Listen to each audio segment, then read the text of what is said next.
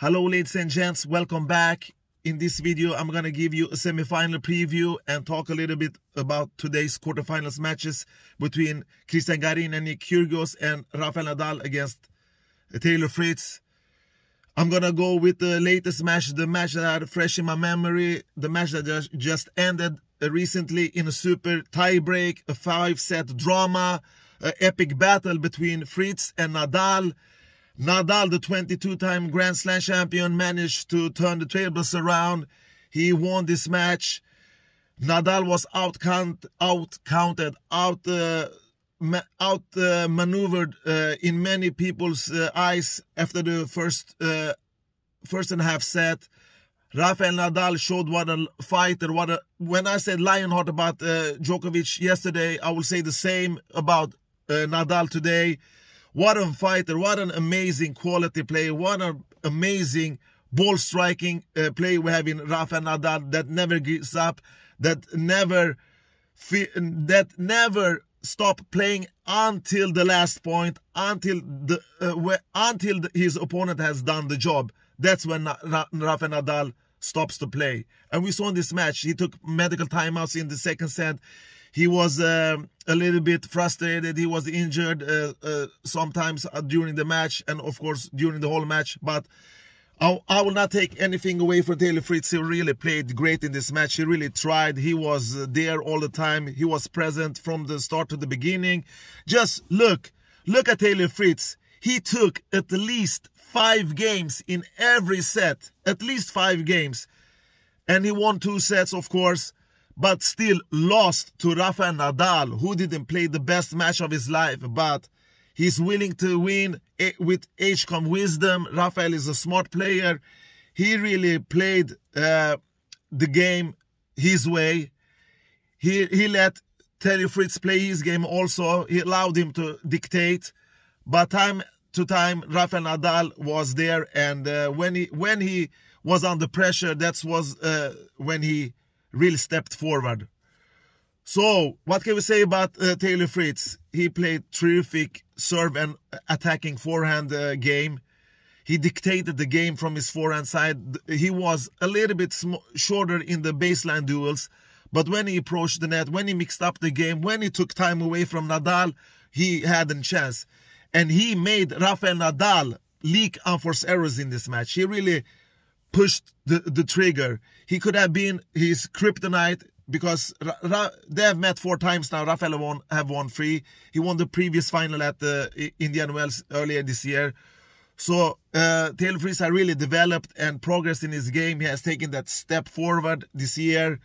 Until the quarterfinals, he had a pretty decent draw in players like Musetti, Gray, Molkan, and Kubler in the 4th round. So he had pretty much a cakewalk.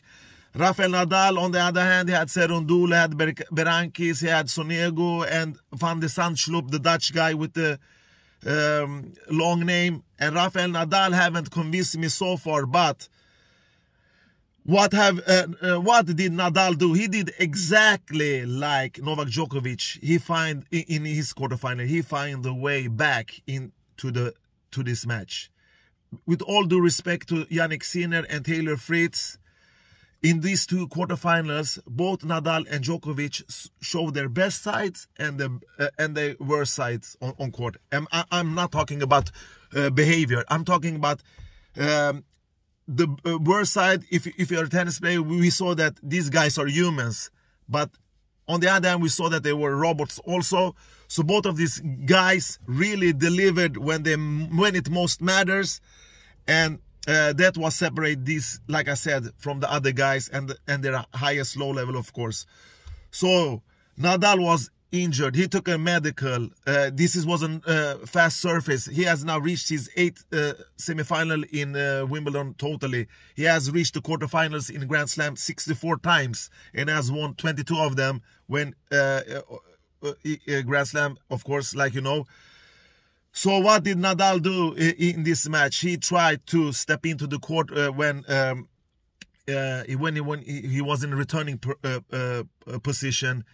He didn't stand far away back like we have seen him many times before. And he gave away some games and saved energy. But like I always said, his mindset, his warrior mentality is that it's so... I have now no words for Rafael Nadal. How can this guy, him and Novak, come back match after match, year after year, week after week? And we saw in the 5th set, Rafael Nadal raised his bar. He's raised his first, his serve on first and second points. He did less unforced errors. In this, if you go into the stats, total in this match, it was so close, this match. Look, they won 168 points each. Nadal won 70% behind his first serves. So did Taylor Fritz. Nadal won 47% behind the second serve. Fritz won 48%. In the returning section, Nadal won 30% behind Fritz first serve and 53% behind the second serve. And Fritz won 30% behind Rafael Nadal's first serve and 52% behind the second serve. So they were so close that it was really not much that separated them. And we saw in the super tiebreak that Rafael Nadal was the stronger dude. He was the mentally more prepared guy in that tough set. He really took the chance. He really got that superb start that he needed. He was up 4-0. And then Taylor came back a little bit. And then he broke him again. And Taylor Fritz was a little bit unfortunate in the tiebreak with those... ball when the ball slid away a couple of times, but Rafael was the stronger to the end. No discussion there. So Nadal went distance again. He played over 4 hours and 20 minutes. Like I said, it was a roller coaster match. Nadal finally won 3-6, 7-5, 3-6, 7-5, 7-6, and really showed why he's so hard to beat. You really, it's not enough. In my opinion, I thought that Taylor Fritz needed to serve a little bit better. He got broken so many times. 7 times he couldn't hold his serve. Nadal couldn't hold his serve 8 times. In the end, he lost the match because of his lack of taking opportunities. He was too nervous in the biggest moments. And it was Nadal's biggest, far most dangerous test so far in this tournament. Nadal can play better than this. We all know that, but it's still enough. He's in the semifinal now. With all due respect, I have to say that Nadal did not the best match of his life, but still good enough. A solid, rock solid performance. And the unforced, I forgot to say the unforced error numbers. 55 winners and 42 unforced errors for Nadal's racket. That's a lot of unforced errors. And Taylor Fritz did 56 winners and 35 unforced errors. So even in that section, Taylor Fritz was better. But tennis is all about the big points, the clutch moments. And Rafael Nadal was the more clutch player. That's why he won. And now he's playing in the semifinal. Who is he going to take on? Of course, it's the nutcase. Nick Kyrgios. I'm very surprised that he has won so many matches now. He has won 5 straight matches in a Grand Slam. That has never happened before. Semi-final is his biggest performance in his performance timeline so far in Grand Slams. He has won the Australian Open in doubles together with Kokkinakis this year. But in the semi-final, Nick is playing more relaxed now. He's playing more solid, more mature now. He has beaten Yap in 5 sets in the first round. Then he destroyed Krajinovic. He took care of Tsitsipas. And against Nakashima, he was a little bit trouble. Dropped the set like he dropped against Tsitsipas, but was the better guy. And today, Garin started out like a catapult. He won 8 straight points. He broke Kyrgios' serve first. He returned tremendously good. But after that, Nick took care of his business. He won 6-4, 6-3, 7-6, and won a little bit. If you look at Nick's performance, it wasn't great performance, but he had a little bit more problem in his serve in the 3rd set, and He served okay. He won 73% behind his first serves and 43% behind his second serve. That's a little bit low numbers, but still good enough against a non-grass court player like Garin. Garin did a tremendous job. He has tremendously good ball striking abilities from the baseline. He's a very smart player. He does not so much unforced errors. He's good on everything, but hasn't that sharp edge like Nick Kyrgios have in his serve.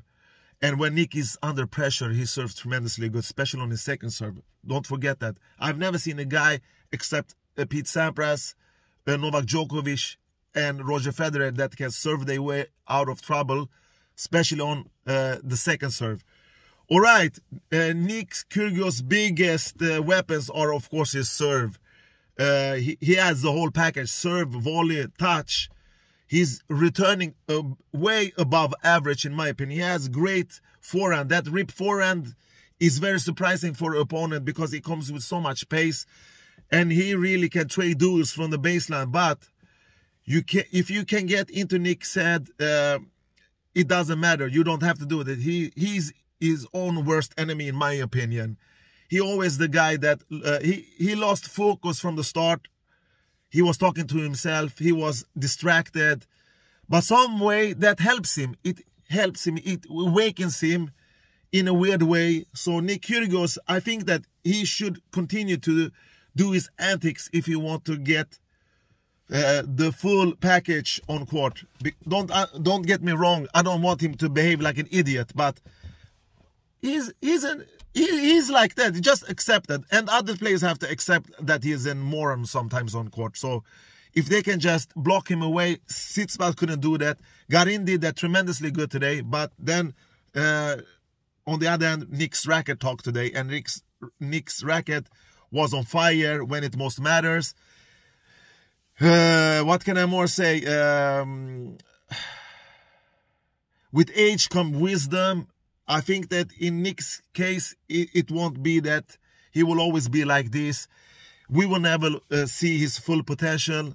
Even if he wins this Grand Slam, there is always something missing about him. So, to be honest, I'm not super shocked. I was kidding in my preview. I said that Nick's going to be the winner. I had him as a dark horse, of course. I knew that he can reach deep. With RBA out on his half of the draw, with Berrettini out, I think that he should have a great chance. And Shapovalov was underachieving as usual, and Aliassime, of course, also on that section. So, to be honest, I think that Nick has done his job tremendously good through the tournament. I'm super impressed that he hold his composure for 5 matches now. And in the semifinal, he's going to take on Rafael Nadal. They have met 9 times before. Nick has won 3 times. He won the first meeting at Wimbledon. And then he won against Nadal at Cincinnati. And the latest victory was at Acapulco. I think it was in 2019, if I'm not mistaken. Nadal has the upper hand. He won in the Australian Open against him. The latest match they played against each other, and he won the previous meeting at they met twice at Wimbledon. Nadal won that latest match also. I think that was also in 2019. So Nadal still hungry, still want more, still there, still looking fit, even though he's injured. We will see what will happen, but against Nick Kyrgios, he have to step up a bit, much better than he did against Fritz. If Nick Kyrgios can hold his game like he has done this couple of 5 matches, if he can play with focus, structure, and with some patience, I think that he has a chance to upset Rafael Nadal again. But due to his consistency level, due to that Nadal is a Grand Slam player, a big match player, I think that Nadal will prevail either in 4 or 5 sets. All right. But if Nick Kyrgios takes himself and his racket to the final, it won't be a shocking surprise. It means that he has done a tremendous job, because Rafael won't surrender that easy. Even if he's limping on court, he will do his best. All right. Nadal in the final. Who will meet? He will meet the winner between Cameron Norrie and Novak Djokovic. They've met once, and that was in ATP finals last year in Turin. Novak destroyed him 6-2, 6-1. That was really not a contest for him. This match is gonna have two scenarios. Novak will play his usual game plan, stay on the baseline, approach the net when he has opportunities. He's gonna take out Norrie from the baseline. He's gonna play with his depth in his shots. The pros for Novak is serve. It's his baseline game, that depth and length in his ground strokes, both from the forehand and backhand side. That whippy forehand that's gonna move the Brit, the English dude, around the court, the lefty. And of course, his experience, his mental toughness, everything that we have said and seen before from Novak Djokovic, that's what he's gonna do. What does Cameron Norrie has to do? He has to protect his serve, of course. He has to use the whole court, every corner of the court, to find angles and move Novak around the court and mix up the game. We have seen player that upsets Novak on faster surface. What should they do? They have played great from the service position, and they mix up the game and take time away from Novak. And they hit the ball hard and clean with low margin of unforced errors numbers. And Cameron Norrie is the guy that does a little. He's not doing so much unforced errors. He's a rock solid baseliner, and he has an unorthodox style. But I think that unorthodox players are like appetizer for Novak Djokovic. He knows how to handle them. Novak is a guy that nobody is better than Novak to move his opponent around the court from corner to corner. No one is better than Novak, and no one is better than Novak to push his opponents back from the court. Novak has so many strengths that he can take out when he most need them. He has the serve. He has the offensive game. He has the defensive game. It's going to be hard for Cameron Norrie to hit through Novak's defense. If he can manage to do that, he will take maximum 1 or 2 sets. Maybe take this match to a distance, but he needs to hold his serve. And we all know that what kind of a returner Novak is. And Novak smells blood now. He hasn't convinced, or maybe one of his matches has convinced, maybe 2. And of course, against Sinner, it's not easy to come back 2 sets down in that fashion like Novak did, where he basically destroyed him in the set 4 and 5 yesterday. So Novak really doesn't have so much things that talks against him, to be honest, in my opinion. But it's sport, upsets can happen. But I think that Novak's gonna take advantage of this, put the pressure on Cameron Norrie, push him back, and just go hyper offensive in the beginning, not too cautious like he was against the Sinner.